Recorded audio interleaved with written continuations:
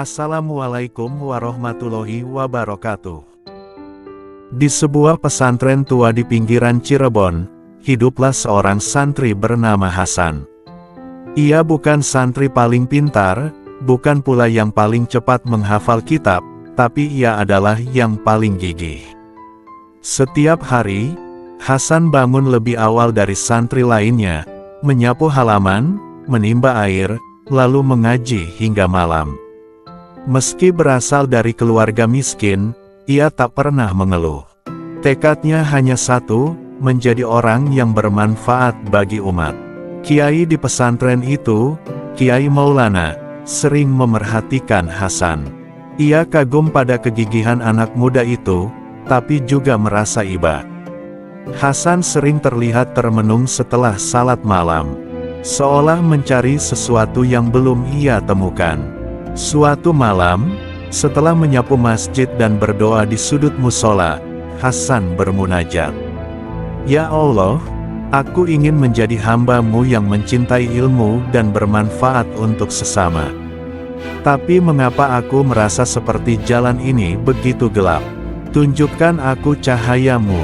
Malam itu, Hasan tertidur di musola. Tapi tidurnya bukan tidur biasa. Ia seolah dibawa dalam mimpi ke sebuah padang yang luas, di mana hanya ada pasir dan langit biru. Ia bingung, tak tahu harus kemana. Tiba-tiba, dari kejauhan datanglah seorang lelaki berjubah hijau, berwajah teduh dan memancarkan ketenangan yang luar biasa. Assalamualaikum, wahai anak muda, sapa lelaki itu. Waalaikumsalam warahmatullahi. Jawab Hasan gemetar. Siapa engkau, wahai Tuan? Aku adalah Khidir. Engkau telah dipilih untuk menerima sebuah pelajaran tentang kesabaran, keikhlasan, dan ilmu sejati. Hasan tertegun. Ia teringat cerita-cerita dalam kitab tafsir tentang Nabi Khidir, sosok misterius yang memiliki ilmu laduni dan pernah menjadi guru Nabi Musa. Aku hanya santri biasa, Tuan. Mengapa aku dipilih? Khidir tersenyum. Karena hatimu tulus, dan doamu telah naik menembus langit. Khidir lalu mengajak Hasan berjalan menelusuri padang itu. Di tengah perjalanan, mereka tiba di sebuah perahu yang hampir tenggelam. Tanpa banyak bicara, Khidir melubangi perahu itu. Hasan spontan berseru, Tuan, mengapa engkau merusaknya? Perahu ini milik orang miskin. Khidir hanya tersenyum dan melanjutkan perjalanan. Mereka lalu tiba di sebuah desa. Di sana, ada seorang anak kecil yang sedang bermain. Tiba-tiba, Khidir mendekatinya dan membaringkannya hingga tak bernyawa. Tuan, Hasan berteriak, ini kejam. Bagaimana bisa seorang guru melakukan itu? Sekali lagi, Khidir tidak menjawab. Perjalanan terus berlanjut hingga mereka tiba di sebuah reruntuhan rumah. Tanpa diminta, Khidir mulai membangun tembok rumah itu kembali. Hasan kini hanya bisa mengerutkan kening. Setelah selesai, Khidir berkata, inilah akhir perjalanan kita. Tapi, Tuan, aku belum mengerti. Semuanya tampak tidak masuk akal bagiku. Khidir menatapnya dengan lembut. Dengarlah penjelasanku, wahai Hasan, karena setelah ini kita tidak akan bertemu lagi. Perahu yang kulubangi adalah milik orang miskin yang bekerja mengangkut barang. Di seberang sana, ada raja zalim yang merampas semua perahu yang utuh. Dengan kulubangi, perahu itu tampak rusak dan tidak diambil, sehingga mereka tetap bisa mencari nafkah. Anak kecil yang aku wafatkan adalah anak dari pasangan yang saleh. Di masa depan, anak ini akan tumbuh menjadi penjahat yang menyusahkan orang tuanya. Maka Allah mengambilnya dalam keadaan suci, dan menggantinya dengan anak yang lebih baik. Dan tembok yang kuperbaiki itu menyembunyikan harta milik dua anak yatim. Jika roboh sekarang, harta itu akan ditemukan oleh orang jahat.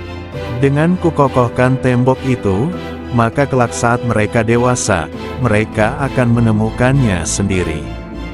Hasan terdiam, air mata menetes dari matanya. Aku tidak tahu apa-apa, ternyata. Segala yang tampak buruk bisa jadi adalah kebaikan tersembunyi. Khidir mengangguk, ilmu laduni bukan untuk dibanggakan, tapi untuk menjadi cermin bahwa manusia harus rendah hati. Kesabaran dalam memahami takdir adalah ilmu tertinggi. Tiba-tiba, Hasan terbangun. Ia masih di musola, matanya basah. Langit sudah mulai fajar. Ia tak tahu apakah itu hanya mimpi atau benar-benar perjumpaan ruhani. Tapi yang pasti, hidupnya berubah sejak hari itu. Ia tak lagi banyak bertanya mengapa nasibnya seperti itu. Ia tak lagi merasa kecil karena miskin atau kurang pintar. Ia semakin giat belajar, semakin sabar dalam menghadapi ujian, dan semakin yakin bahwa Allah tidak pernah meninggalkan hamba-Nya yang bersungguh-sungguh. 10 tahun kemudian, Hasan menjadi salah satu kiai muda yang dihormati. Ia membuka pesantren kecil di desa terpencil, mengajar anak-anak yatim, dan menanamkan nilai sabar, ikhlas, dan cinta ilmu. Suatu hari, seorang santri bertanya padanya, "Kiai, apa rahasia semangat panjenengan? Mengapa Kiai tidak pernah terlihat marah, tidak pernah mengeluh?" Hasan tersenyum dan menjawab pelan, "Karena aku pernah belajar dari seorang guru yang mengajarkanku, bahwa apa yang tampak buruk bisa jadi adalah anugerah. Kita hanya perlu sabar dan percaya bahwa Allah Maha Tahu segalanya." Santri itu mengangguk, meski tak mengerti sepenuhnya. Tapi dari wajah Hasan, terpancar cahaya ketenangan seperti yang dulu pernah ia lihat dalam mimpi. Cerita ini bukan sekadar kisah mimpi. Ia adalah refleksi dari kehidupan seorang penuntut ilmu. Bahwa ilmu sejati bukan hanya tentang hafalan, tapi tentang kesabaran dalam menjalani kehidupan. Bahwa keikhlasan lebih tinggi nilainya dari kepandaian. Dan bahwa dalam kesunyian doa dan istikharah, bisa jadi kita sedang bertemu dengan guru-guru langit seperti Nabi Khidir yang datang dalam bentuk hikmah dan pelajaran. Jangan pernah remehkan doamu. Jangan pernah kecilkan usahamu. Karena Allah Maha mendengar, dan cahayanya bisa datang kapan saja, bahkan dalam sujud yang paling sepi.